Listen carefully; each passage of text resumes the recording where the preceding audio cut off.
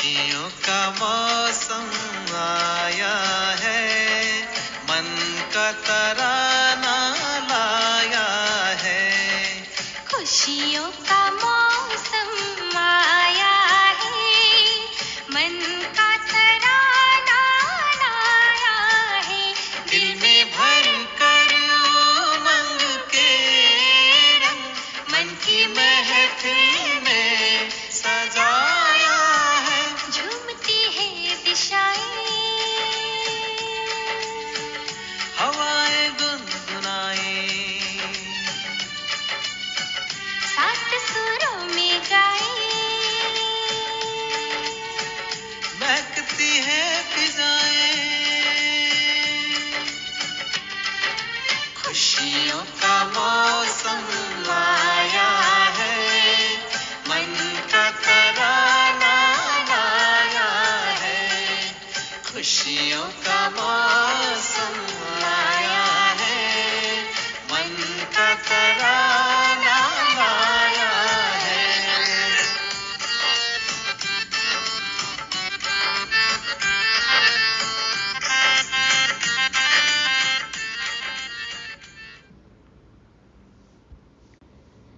ओम शांति। ज्योति बिंदु परमात्मा को अपना सच्चा चार्ट देने वाले, हर परिस्थिति में समान मास्टर विश्व कल्याणकारी आत्माओं को रविवार की गॉडली मॉर्निंग। खुशियों का मौसम आया है सभी प्रसन्न, सर्व प्राप्ति संपन्न।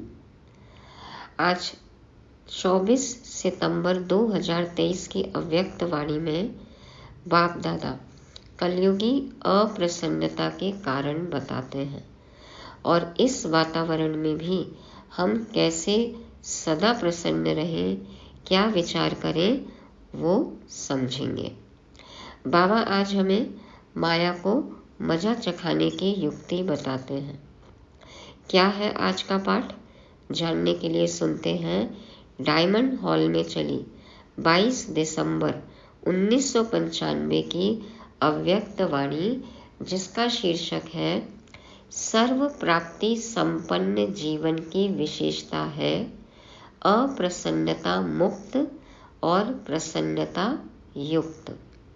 सर्व प्राप्ति संपन्न जीवन की विशेषता है अप्रसन्नता मुक्त और प्रसन्नता युक्त। आज प्यार के सागर बाप दादा अपने प्रेम स्वरूप आत्माओं को देख रहे हैं। हर एक के दिल में परमात्म प्यार समाया हुआ है। ये परमात्म प्यार प्राप्त भी एक ही जन्म में होता है।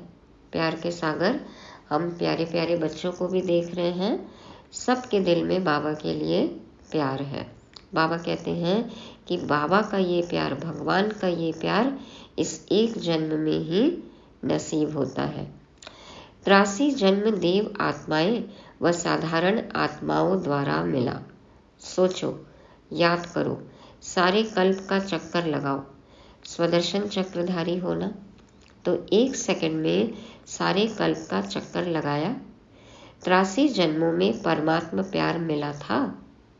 नहीं मिला। आज से पहले कभी भगवान का अनुभव हुआ था? भगवान के प्यार का अनुभव हुआ था? नहीं हुआ। सिर्फ इस संगम पर एक जन्म में परमात्मा प्यार प्राप्त हुआ तो अंतर को जान लिया ना। आत्माओं का प्यार और परमात्मा प्यार कितना अंतर है ना अंतर। मनुष्य से प्यार में वी फॉल इन लव, गिरते हैं, और बाबा से प्यार में वी राइज इन लव, हम ऊपर उठते हैं, उन्नति होती है, उड़ान भरते हैं। तो अंतर है ना।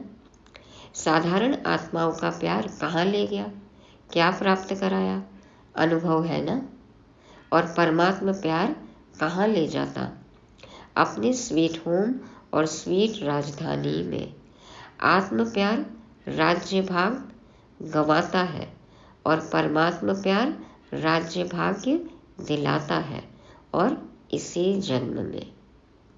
भगवान से प्यार तो राज्य भाग्य मिलता है, आत्माओं से, इंसानों से प्यार, तो राज्य भाग्य हम गंवा देते हैं। देखो, गुलाम बन जाते हैं ना। और देखो, बाबा का प्यार मिला तो हम अधीन से अधिकारी बन गए ना सभी इसी जन्म में। तो बाबा कहते हैं ऐसे नहीं कि सिर्फ भविष्य के आधार पर चल रहे हो, नहीं, डायरेक्ट परमात्मा प्राप्ति तो अब है, वर्तमान के आगे भविष्य भी कुछ नहीं है। बाबा अभी सम्मुख है, साथ है, सामने है, डायरेक्ट मिलन हम मनाते हैं। तो वर्तमान के आगे भविष्य भी कुछ नहीं है। आप लोग गीत गाते हो ना कि स्वर्ग में क्या होगा और क्या नहीं होगा, और अभी का गीत क्या है? जो पाना था वो पा लिया, वो पाना है। पा लिया या पाना है? पा लिया। पांडवों ने पा लिया। गोपियों का तो गायन है ही। इस समय का गायन है कि अप्राप्त नहीं कोई वस्तु ब्राह्मणों के खजाने में, देवताओं के खजाने में नहीं, ब्राह्मणों के खजाने में। तो अभी ब्राह्मण हो ना, सभी ब्राह्मणों का खजाना भरपूर है।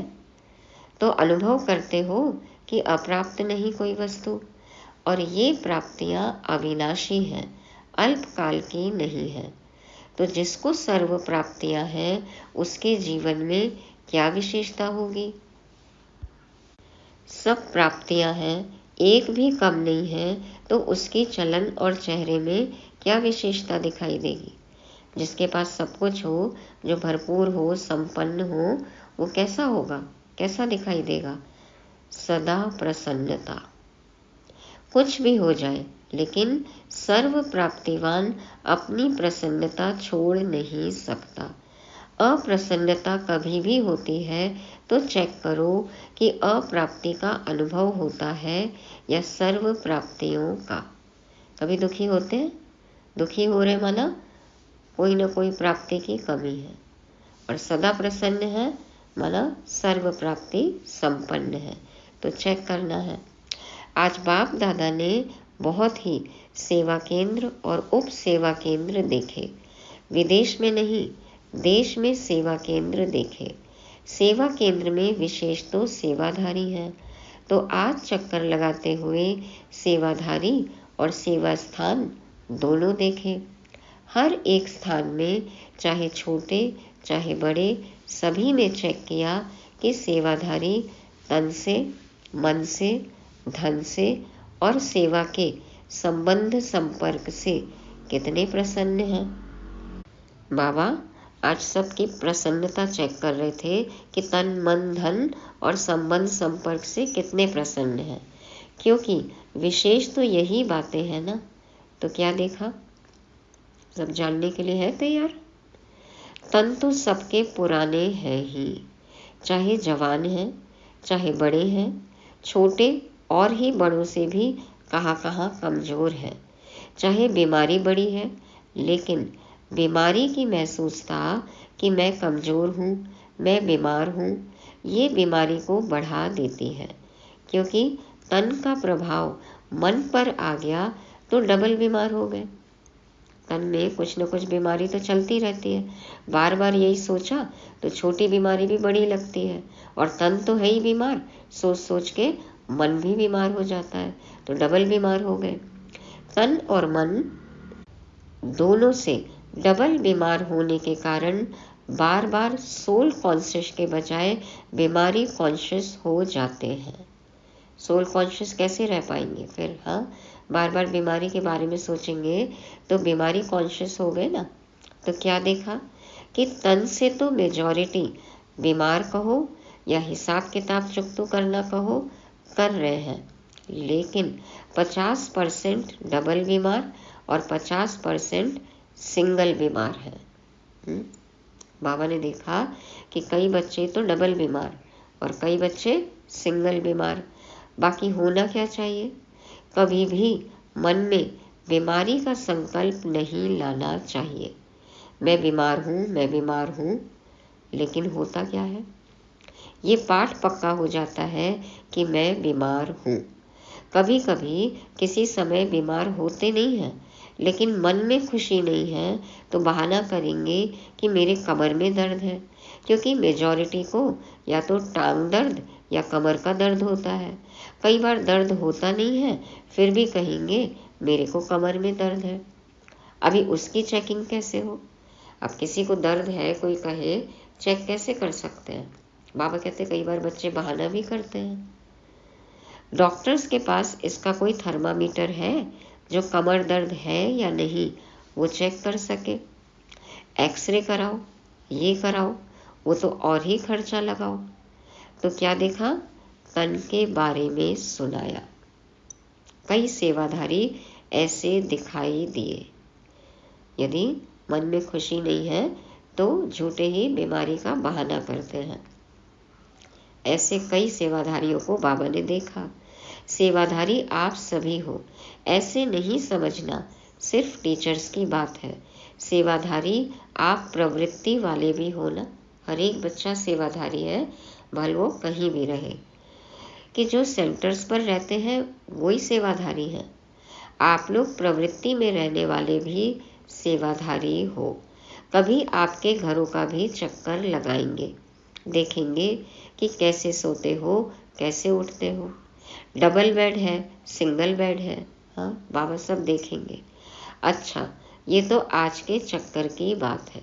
ये तो उस दिन बाबा ने चक्कर लगाया तो सुनाया, लेकिन किसी का भी नंबर कभी भी आ सकता है। बाबा कभी भी चेक करने आ सकते हैं, हाँ, तो कोई बहाना नहीं।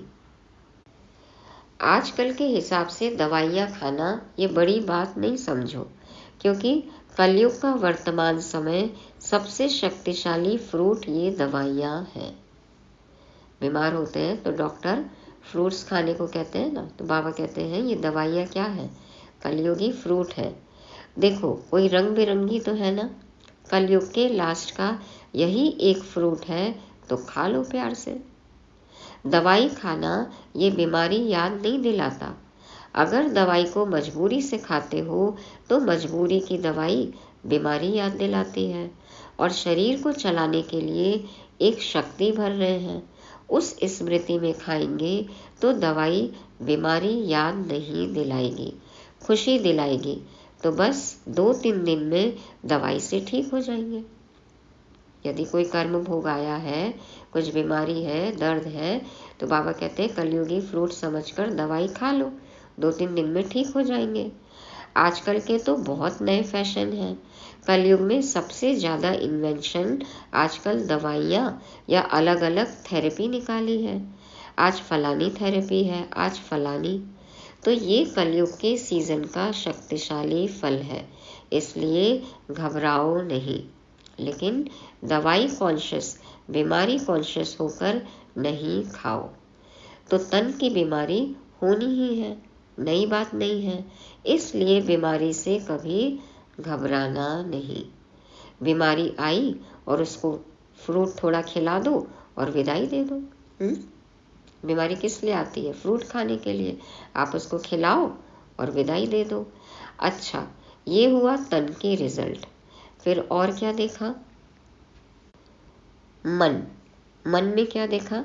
एक बात खुशखबरी की ये देखी कि मेजॉरिटी, हर एक सेवाधारी के मन में बाप का प्यार और सेवा का उमंग दोनों है। बाबा के लिए प्यार भी है और सेवा की उमंग भी है। बाकी 25% कोई मजबूरी से चल रहा है, वो छोड़ो।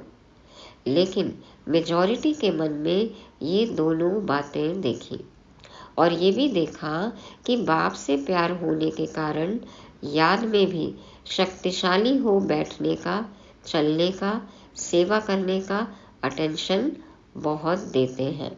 लेकिन खेल क्या होता है कि चाहते हैं कि याद की सीट पर अच्छी तरह से सेट होकर बैठ जाए, लेकिन थोड़ा टाइम तो सेट होते हैं, फिर हिलना डुलना शुरू होता है।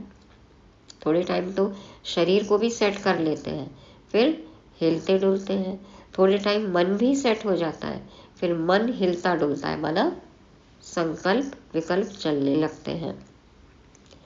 जैसे बच्चा होता है, उसको ज़्यादा टाइम सीट पर बिठाओ तो हिलेगा जरूर।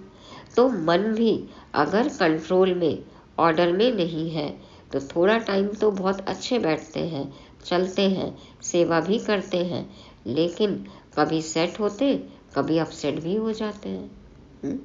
हिलते डुलते रहते हैं, हलचल में आ जाते हैं, सेट अपसेट हो जाते हैं। कारण क्या है?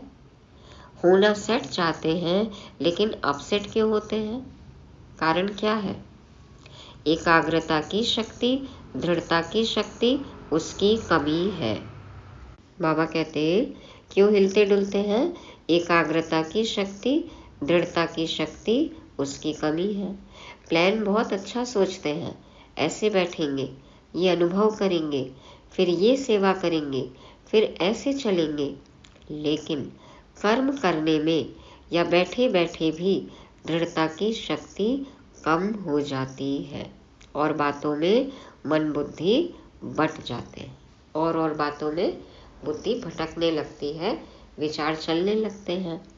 चाहे काम में बिजी नहीं है, लेकिन व्यर्थ संकल्प ये सबसे बड़ा काम है जो अपने तरफ खींच लेता है। एक बार व्यर्थ चालू होता है ना, तो एक के बाद एक संकल्प विकल्प आते ही रहते हैं। तो स्थूल काम नहीं भी हो, लेकिन दृढ़ता की शक्ति बटने के कारण मन और बुद्धि सीट पर सेट होने के बजाय हलचल में आ जाते हैं। मन में हल चलने लगता है। हाँ, हलचल। बाबा कहते स्थूल काम नहीं है, फिर भी दृढ़ता की शक्ति बढ़ जाती है तो मन बुद्धि इधर उधर हलचल में आ जाता है।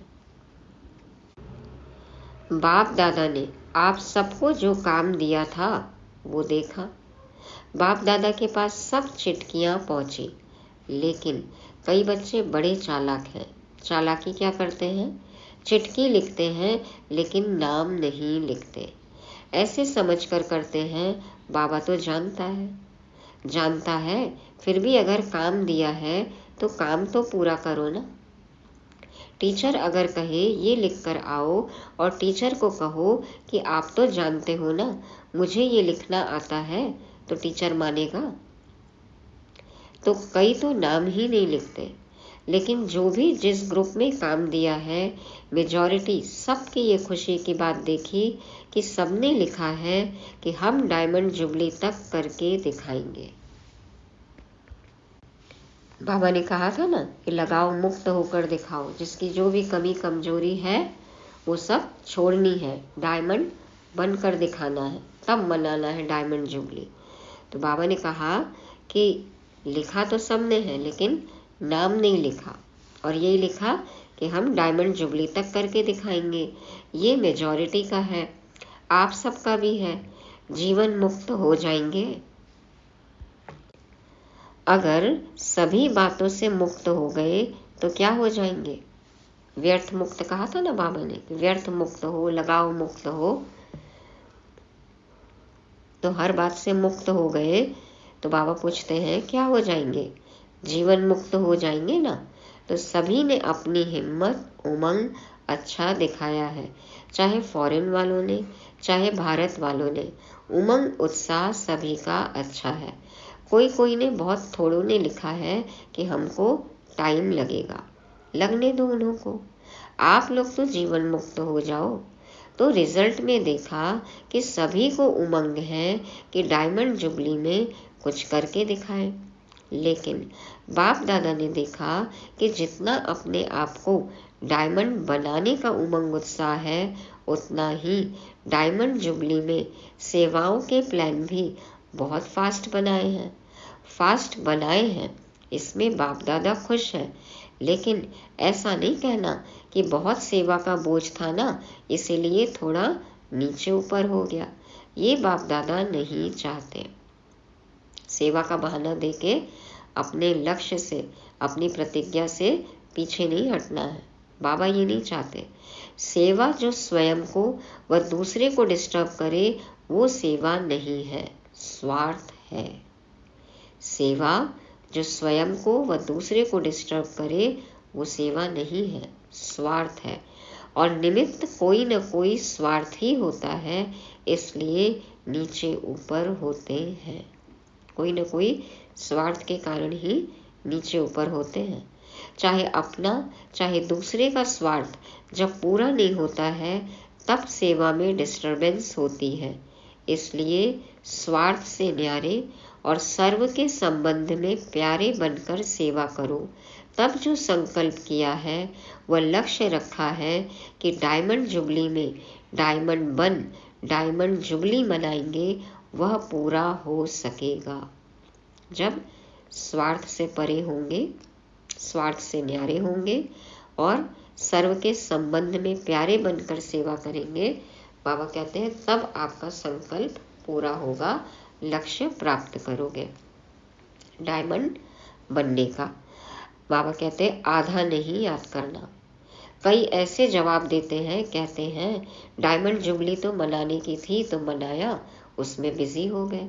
लेकिन बाप दादा के दोनों शब्द याद रखना, आधा नहीं, आधा नहीं। डायमंड जुबली मनानी है। दो बातें कही बाबा ने, डायमंड बनो और फिर डायमंड जुबली मनाओ। बाबा कहते हैं आधा नहीं याद रखना कि डायमंड बने नहीं, डायमंड जुबली मना ली। पूरा याद रखना, दोनों बातें याद रखना। सिर्फ मनानी है नहीं, बनकर मनानी है, बनकर मनानी है। तो मतलब का अर्थ नहीं लेना, मना लिया ना, ऐसे नहीं कि मना ली हमने। बाबा कहते हैं अपने मतलब का अर्थ नहीं लगाना, लेकिन बनकर मनाया, बन करके मनाना, ये है डायमंड जुबली का लक्ष्य। तो डायमंड भल पहनो लेकिन बनो, और बनकर फिर डायमंड जुबली मनाओ। तो आधा लक्ष्य नहीं, पूरा करना। डबल है, बनना और मनाना। सिर्फ बनना नहीं, सिर्फ मनाना नहीं, दोनों साथ साथ हो। और आप सबको मालूम है कि जब आप डायमंड जुबली के व डायमंड बनने के प्लान बना रहे हो तो आप सबसे पहले माया भी अपना प्लान बना रही है। इसलिए ये नहीं कहना क्या करें बाबा, हिम्मत कम हो गई, माया बहुत तेज है, माया को अपने पास रखो। देखो बाबा आप क्या जवाब देते हैं, राज्य आप करेंगे और माया को बाबा संभालेंगे। राज्य तो आपको करना है ना, माया जीत जगत जीत बनना है, तो माया को जीतने के बिना जगत जीत कैसे बनेंगे। विश्व पर राज्य करना है, विश्व जीत बनना है, जगत जीत बनना है, तो पहले माया जीत बनना होगा ना। इसलिए चारों ओर अटेंशन प्लीज, चारों ओर अटेंशन प्लीज। क्योंकि पिछली बार बाबा ने कहा ना कि माया कोई भी चोर गेट से घुस के आ जाती है, तो कोई भी गेट खुला मत रखना। चारों ओर अटेंशन प्लीज, किलाबंदी करना है, घेराबंदी, समझा। अच्छा, चक्कर का आधा सुनाया, आधा फिर सुनाएंगे। सेंटर कोई कोई तो बहुत अच्छे सजे सजाए और कोई सिंपल, तो कोई बहुत रॉयल, कोई बीच के भी थे। पहले सेवाधारियों को देखा बाबा ने, अब बाबा सेंटर्स की साज सज्जा के बारे में, रख रखाव के बारे में बात करते हैं कि कोई तो बहुत अच्छे सजे सजाए, कोई सिंपल, कोई रॉयल, कोई बीच के थे। ज़्यादा हैं जो समझते हैं कि रॉयल लगे, कोई वीआईपी आवे तो उसको लगे कि सेंटर अच्छा है। लेकिन अपना माना ब्राह्मणों का आदि से अब तक नियम है कि न बिल्कुल सादा हो न बहुत रॉयल हो, बीच का होना चाहिए। ब्रह्मा ने तो बहुत साधारण देखा और रहा, लेकिन अभी साधन है, साधन देने वाले भी हैं, फिर भी कोई भी कार्य करो तो बीच का करो। पहले तो बाबा कहते हैं ना कि पहले तो इतना धन नहीं था यज्ञ में और अभी धन है, तो ये भी नहीं कि पहले इतना साधारण था वैसे ही रखें। धन है तो यूज करना है, लेकिन ओवर भी नहीं करना है, दिखावा भी नहीं करना है, बीच का हो, न बहुत कम न बहुत ज्यादा। ऐसा भी कोई न कहे कि यह क्या लगा दिया है पता नहीं, और न कोई कहे कि ये तो अभी राजाई ठाठ हो गया है। तो आज का पाठ क्या है, आज का पाठ क्या है, मुक्त तो सबसे हो गए ना, सबसे मुक्त होने की प्रतिज्ञा हो गई है ना। पक्की है या घर जाएंगे तो कहेंगे कि मुश्किल है, पक्का रहना। माया को डायमंड जुबली में मजा चखाकर दिखाओ। माया को डायमंड जुबली में मजा चखाकर दिखाओ। मास्टर सर्वशक्तिमान हो, कम तो नहीं हो, है ना? सबके पास अस्त्र शस्त्र शक्तियां है ना? बाबा कहते कम तो नहीं हो। अच्छा, डबल फॉरेनर्स भी बहुत आए हैं। स्थापना के कार्य की डबल शोभा, डबल विदेशी हैं। बाप दादा जानते हैं कि कितने मेहनत से, युक्ति से यहाँ पहुँचते हैं। अगर लगन कम हो तो पहुँचना भी मुश्किल लगे। डबल विदेशी कितनी मेहनत करते हैं, साल साल भर कमाई अपनी जमा करते हैं, फिर आते हैं मधुबन। एक तरफ बाप दादा सुनते हैं कि मनी डाउन हो गई है और दूसरे साल देखते हैं तो और भी विदेशी ज्यादा आ गए हैं। तो ये हिम्मत है। कई बार करेंसी ऊपर नीचे होती रहती है ना, लेकिन फिर भी विदेशी बच्चे आए हैं बाप से मिलने। तो बाबा कहते हैं तो ये हिम्मत है। रशिया का ग्रुप भी आया है ना, रशिया वालों ने टिकट कहाँ से लाई? इन्हों की कहानियाँ बहुत अच्छी सुनने वाली हैं। टिकट कैसे इकट्ठी करते हैं उसकी कहानी बहुत अच्छी है। सबके अलग अलग अनुभव है, अलग अलग कहानी है। ये तो सब होना ही है, जब है ही कागज पेपर ही तो है। चाहे डॉलर कहो चाहे पौंड कहो, है तो पेपर ही। तो पेपर कहाँ तक चलेगा? सोने का मूल्य है, हीरे का मूल्य है, पेपर का क्या है? मनी डाउन तो होनी ही है और आपकी मनी सबसे ज्यादा मूल्यवान है। जैसे शुरू में अखबार में डलवाया था ना कि ओम मंडली रिचेस्ट इन द वर्ल्ड, कमाई का साधन कुछ नहीं था। ओम मंडली रिचेस्ट इन द वर्ल्ड कहा जाता था। अभी भी कहते हैं ना ब्रह्मा कुमारी इसके पास बहुत पैसा है।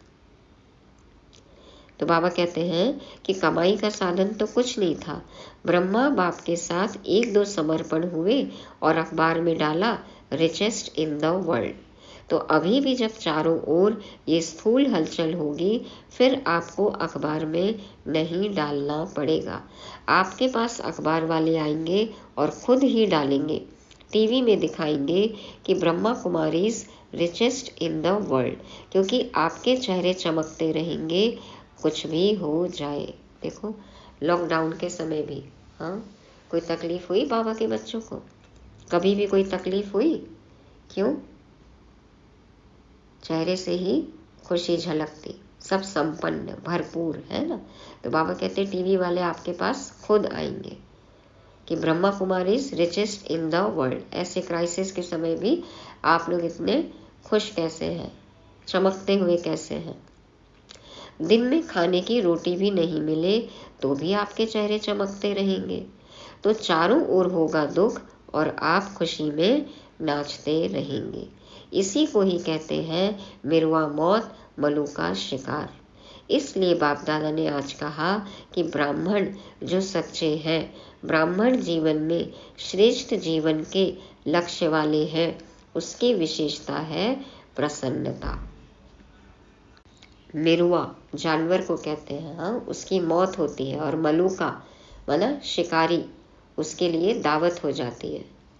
मिरुआ मौत, मलूका शिकार। शिकारी को शिकार मिल जाता है, उसकी दावत होती है, जानवर की मौत होती है।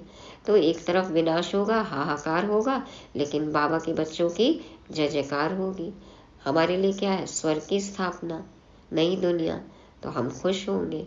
तो बाबा कहते हैं इसी को कहते हैं कि विपरीत परिस्थिति में भी कैसे आप ब्राह्मण सदा खुश रहते हैं, चमकते हुए रहते हैं। क्यों? क्योंकि ब्राह्मण जीवन में श्रेष्ठ जीवन के लक्ष्य वाले जो हैं, उनकी विशेषता ही है प्रसन्नता। वही है सच्चे ब्राह्मण। चाहे कोई गाली भी दे रहे हो तो भी आपके चेहरे पर दुख की लहर नहीं आनी चाहिए। प्रसन्न चित्त। गाली देने वाला भी थक जाएगा। इतनी गाली दे रहे हैं, इतना बोल रहे हैं, इनको कोई फर्क ही नहीं पड़ रहा है। हो सकता है? पूछ रहे बाबा, ऐसे हो सकता है? यह नहीं कि उसने 1 घंटा बोला, मैंने सिर्फ 1 सेकंड बोला। उन्होंने 1 घंटा बोला लेकिन हमने 1 सेकंड में ऐसा करारा जवाब दिया, हाँ, सबकी ये कराए पे पानी फेर दिया। पूरे जीवन की कमाई, इतनी कमाई की और 1 सेकंड बोल के उसको वेस्ट कर दिया, गंवा दिया। तो यह नहीं कि उसने 1 घंटा बोला, मैंने सिर्फ 1 सेकंड बोला। सेकंड भी बोला या सोचा, शक्ल पर अप्रसन्नता आई तो फेल हो गए। 1 सेकंड की भी अप्रसन्नता या एक भी बोल लिया गलत या पलट के जवाब दिया, बाबा ने फेल कर दिया। इतना सहन किया ना, 1 घंटा सहन किया, फिर गुब्बारे से गैस निकल गई। हाँ, गुब्बारा भर रहा था अंदर और फिर 1 सेकंड में गैस निकल गई, फर फुस। तो गैस वाले गुब्बारे नहीं बनना। और चाहिए क्या? क्या चाहिए? बाप मिला, सब कुछ मिला। गीत तो यही गाते हो ना। तो ऐसे टाइम पर ऐसी ऐसी बातें याद करो तो चेहरा नहीं बदलेगा। ऐसे नहीं उसके आगे जोर जोर से हंसने लग जाओ। चलो, बाबा ने बोला कि गाली दे रहा है 1 घंटे तक, लेकिन आप पलट के नहीं बोलना, हम जोर जोर से हंसते हैं, ऐसे करेंगे तो वो तो और ही गर्म हो जाए। हाँ, बाबा कहते हैं कोई गुस्से में है, उसके सामने आप जोर जोर से हंसो तो और गर्म हो जाएगा। प्रसन्नता अर्थात आत्मिक मुस्कुराहट। प्रसन्नता अर्थात आत्मिक मुस्कुराहट। अंदर से खुश हो, दिल की खुशी हो, दिल से भरपूर हो, संपन्न हो, प्रसन्न हो। अट्टहास लगाने की जरूरत नहीं है, खिलखिला के हंसने की बात नहीं है। बाबा कहते हैं बाहर की नहीं, आत्मिक। आत्मा प्रसन्न है ना। तो आज का पाठ क्या रहा? सदा अप्रसन्नता मुक्त और प्रसन्नता युक्त। डबल, समझा? आज बाबा ने डबल पाठ पक्का कराया, डबल लक्ष्य याद दिलाया। डायमंड बन के डायमंड जुबली मनानी है।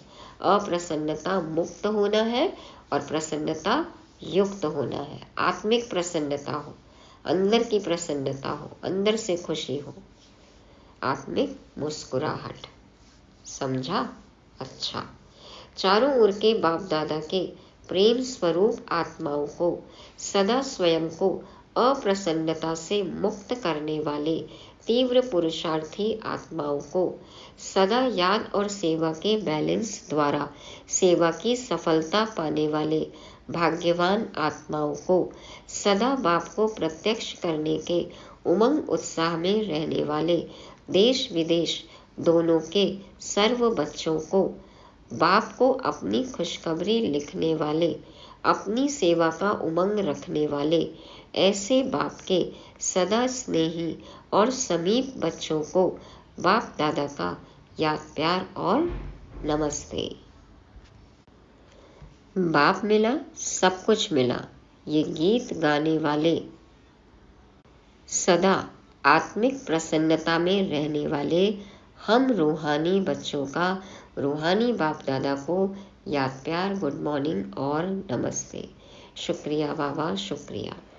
आज का वरदान है अखंड स्मृति द्वारा विघ्नों को विदाई देने वाले मास्टर सर्वशक्तिमान भव। अखंड स्मृति द्वारा विघ्नों को विदाई देने वाले मास्टर सर्वशक्तिमान भव। बाप दादा समझाते हैं संगम युग विघ्नों को विदाई देने का युग है। जिसको आधा कल्प के लिए विदाई दे चुके उसको फिर आने न दो। बाबा कहते हैं संगम युग कैसा युग है? निर्विघ्न रहने का युग। विघ्नों को विदाई दे दी तो अब उनको आने नहीं देना है। सदा याद रखो हम विजयी रत्न हैं, मास्टर सर्वशक्तिमान है। यह स्मृति अखंड रहे तो शक्तिशाली आत्मा के सामने माया का विघ्न आ नहीं सकता। हम मास्टर सर्वशक्तिमान हैं तो हमें कुछ विघ्न लगता ही नहीं है, हमारे सामने विघ्न आता ही नहीं, माया आती ही नहीं। तो याद रखना है कि हम विजयी रत्न हैं। विघ्न आया फिर मिटाया तो अखंड अटल नहीं कहेंगे, इसलिए सदा शब्द पर अटेंशन दो। विघ्न आ रहा है उसको मिटा रहे हैं तो अखंड नहीं हुआ ना। आ रहा है खंडित हो रहा है और फिर मिटा रहे हैं, फिर जा रहा है, फिर अखंड हो रहे हैं। ऐसे नहीं, आना जाना ना हो विघ्न का, निर्विघ्न होना है। तो बाबा कहते हैं सदा शब्द पर अटेंशन दो, सदा याद में रहने से सदा निर्विघ्न रहेंगे। सदा निर्विघ्न कैसे रहे, उसके लिए बाबा कहते हैं सदा याद में रहो और विजय का नगाड़ा बजता रहेगा। सदा याद में रहने से सदा निर्विघ्न रहेंगे और विजय का नगाड़ा बजता रहेगा। तो जो निर्विघ्न है वही विजयी है। स्लोगन है, ईश्वरीय सेवा में खुद को ऑफर करना ही बाप दादा की आफरीन लेना है। ईश्वरीय सेवा में खुद को ऑफर करना ही बाप दादा की आफरीन लेना है। इस रूहानी सेवा में बाबा को कहना कि बाबा प्लीज़ यूज़ मी, खुद को आगे लाना, ऑफर करना, माना बाप दादा की आफरीन, बाप दादा से बधाई मिलना, आशीर्वाद मिलना, थैंक यू मिलना, दुआएं मिलना, ब्लेसिंग मिलना। तो ये है बाप दादा की आफरीन, उनकी मदद मिलना, ये है बाबा की आफरीन। तो खुद को ऑफर करना है, बाबा प्लीज़ यूज़ मी। तो ये थी आज की अव्यक्त वाणी। रिवाइज करेंगे। आज प्यार के सागर प्रेम स्वरूप आत्माओं को देख रहे थे। एक जन्म के परमात्मा प्यार से हमें 21 जन्मों का राज्य भाग्य मिलता है। अभी हमने सब कुछ पा लिया तो है ना सभी प्रसन्न। तन की बीमारी है तो दवाई को कलयुगी फ्रूट समझकर खाना है। मन बुद्धि सदा याद की सीट पर सेट रहे तो अपसेट नहीं होंगे। फिर क्या कहा बाबा ने कि डायमंड बनना है, पहले बनो और फिर मनाओ। गैस वाले गुब्बारे नहीं बनना है, हाँ, सदा खुश रहना है। पाठ क्या था आज का? सदा अप्रसन्नता मुक्त और प्रसन्नता युक्त। और मास्टर सर्वशक्तिवान का वरदान मिला और ईश्वरीय सेवा में खुद को ऑफर करना है। बाबा प्लीज यूज मी। तो आज की मुरली से स्वमान है, मैं सदा प्रसन्न आत्मा हूँ। मैं सदा प्रसन्न आत्मा हूँ। ओम शांति।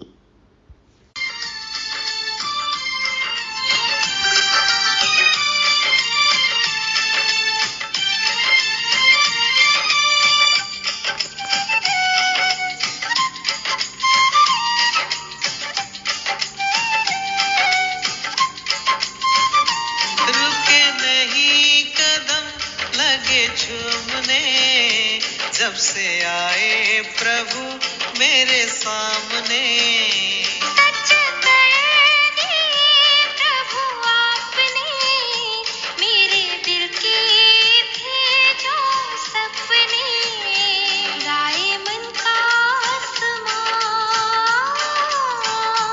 मुस्कुराता है जहां,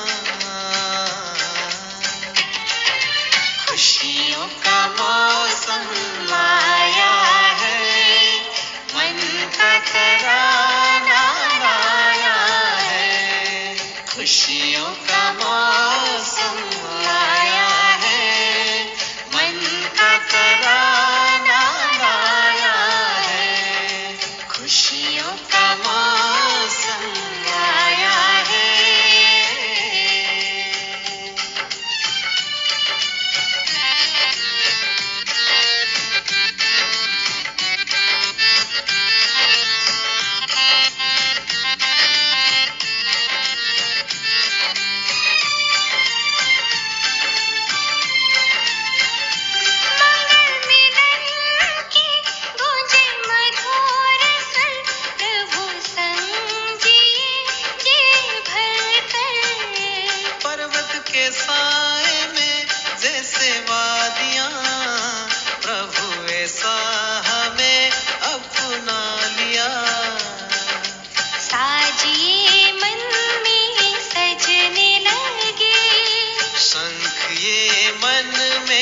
बजने लगे, खुशियों का मौसम आया है।